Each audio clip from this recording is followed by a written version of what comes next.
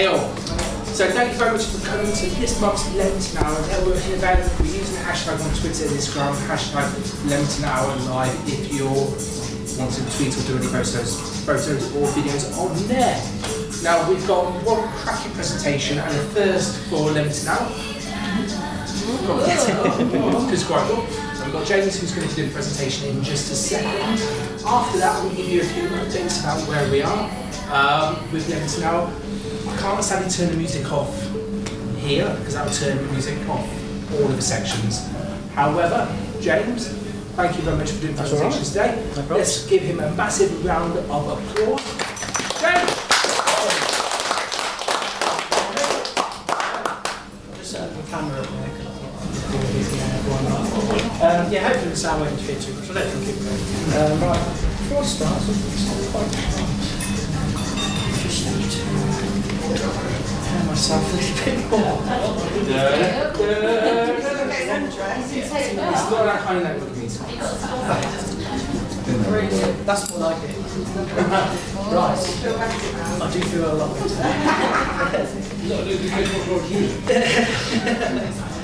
Well, playing the electric guitar is very much like making love to a beautiful woman.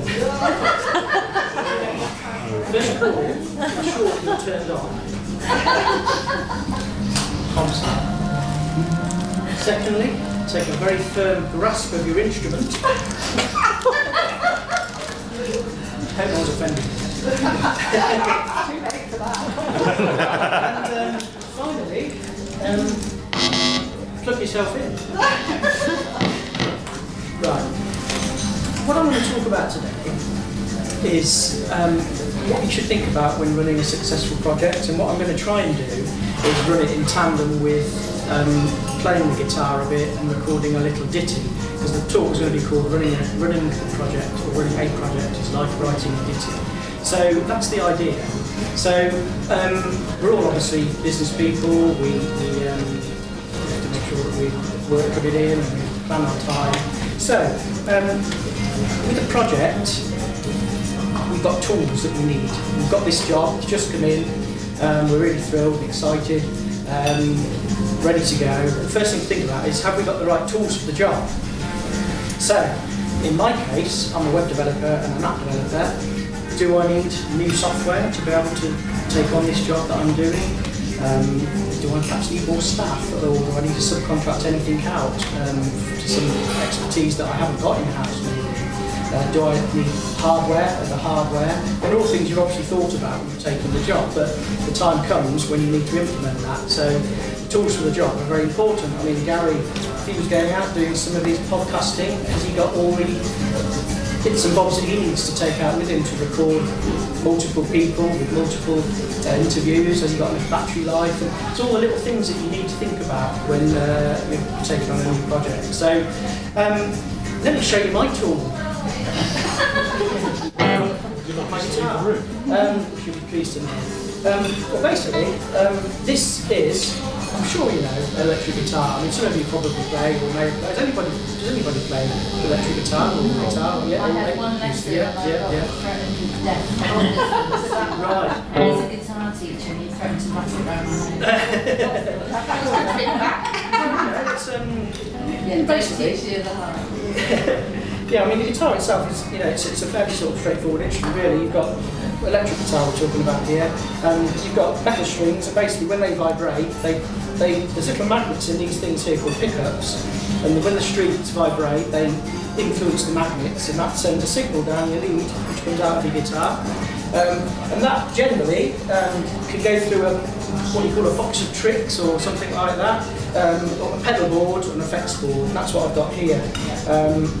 So basically, guitar signal goes into here, and there's lots of different things you can do with the actual guitar signal as it passes through the box of tricks. Then it goes out into the amplifier, so everyone can hear what you're doing, because obviously without an amplifier you can't really hear very much with an electric guitar. So that's a little bit about the tools I'm going to use here. Let me just demonstrate some of these effects units here, just so you can actually have a little listen to what these things can actually do. I mean, at the moment I've just set on sort of a straight guitar sound, sounds alright, just a bit of guitar. might need to tune up because guitars, when they sit and they're not played for a while, the temperature can affect them and they can go out of tune. So I've got a little handy device here which I'm just pushing with my foot. What that's doing now, I mean, people are welcome to look at this later if people are interested. At the end, we can have a chat and show you more detail. There's a little display here which I'm playing the strings here, so I'm playing the E. I'm going through the strings and playing them. And I'm looking at a little display there that's telling me whether the string's flat or sharp. So I'm going through that now. Checking it's all tuned up because it's been sat for a little while, so that was a bit flat. The A is okay, and the E was fairly flat, that was. So we're all tuned up now, basically. There's other little things on the guitar. This is known as a whammy bar. Sort of shadows here.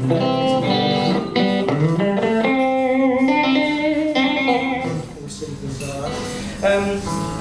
Effects units. Now this effects unit here, what I'm going to do a bit later is I'm going to actually record a number of guitar tracks over the top of each other using slightly different effects, and then I'm going to do a little bit of jamming over the top, just so you can hear what happened. I've got a little drum beat which I've put together earlier on this device here, which is called a looper, and this looper, which I've got here, allows me to actually build up tracks one on top of the other, so you can sort of jam along with yourself basically. So if you're a bit sad and you're on your own in your bedroom and you want to play with somebody, you can that music expression.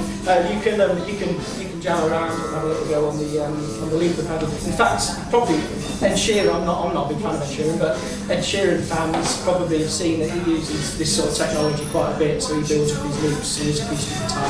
Same sort of thing really, it's just a lot richer than usual. So, okay, let me just show you some of these effects here. I don't normally have my shoes on to do this, I usually have to think, but here we go.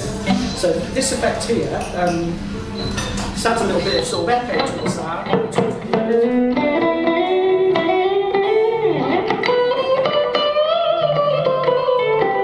it sounds a little bit more interesting. Then we can add a little bit more on if you want. Now this actually makes it sound almost like a bit churchy, I suppose. So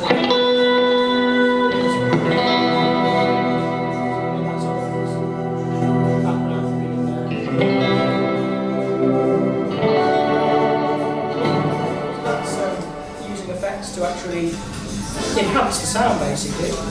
So, having talked a little bit about effects, let's move on to another area now of running our projects and going back into the business side of things now, and that's information flow.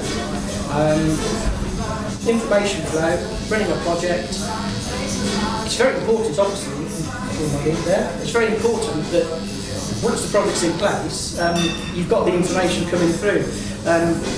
We've had a number of jobs where you book the time in, it might be a 2-week job, a 3-week job, a 4-week job, and I'm sure other people have had the same sort of thing, where you get to a point and think, alright, I finished that job there, and then there's another job just fall in nicely there.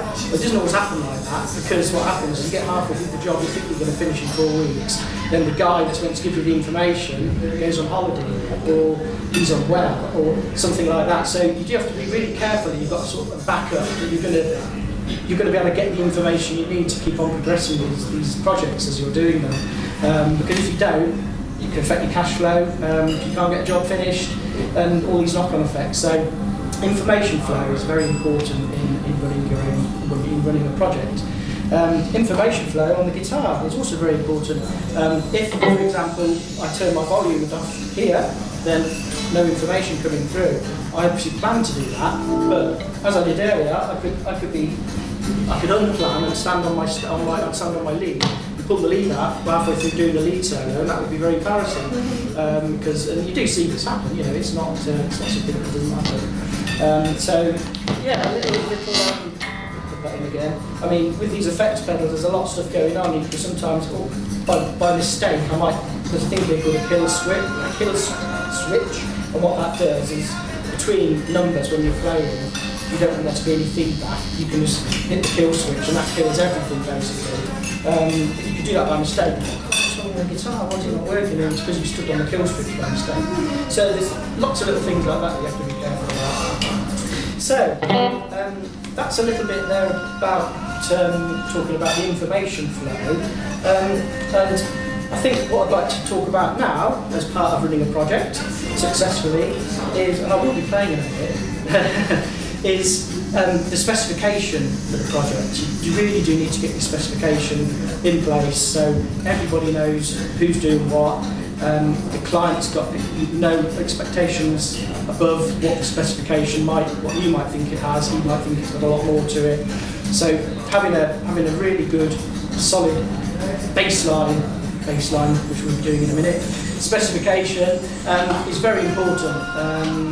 And I can't sort of say any more than that really. I mean having a specification everyone's agreed to, everybody's happy with. Yeah, you've got to have that in place really to address things in a fine manner. So let me use this little instrument now that I've got hanging around my neck to actually just demonstrate putting together a number of layers of instrument, and then I'm going to jam over the top on my guitar and just show you a few things as we go. So basically what I'm going to do, first sound I'm going to play, I'm going to get the drum loop going, let it run through, it's a 32 bar drum loop, let that run, and then this little device will be waiting for me to start playing over the top, which I'll do with a certain sound, and then I'll play over the top with a different sound, and then I'll probably play a bass line in after that, and then I'll stop that, and then have a bit more of a chat, and then I'll do a little jam over the top with some different sort of sounds, and go from there. So if we just, first sound I'm going to play over, I'm just going to put together a basic sort of rhythm, sort of like a finger picking. So we get the drum beat going first. So I've got to play to something, that makes it a bit more interesting. So we just let this loop down 32 loops, 32 bars. Yeah. So that's 16 gone.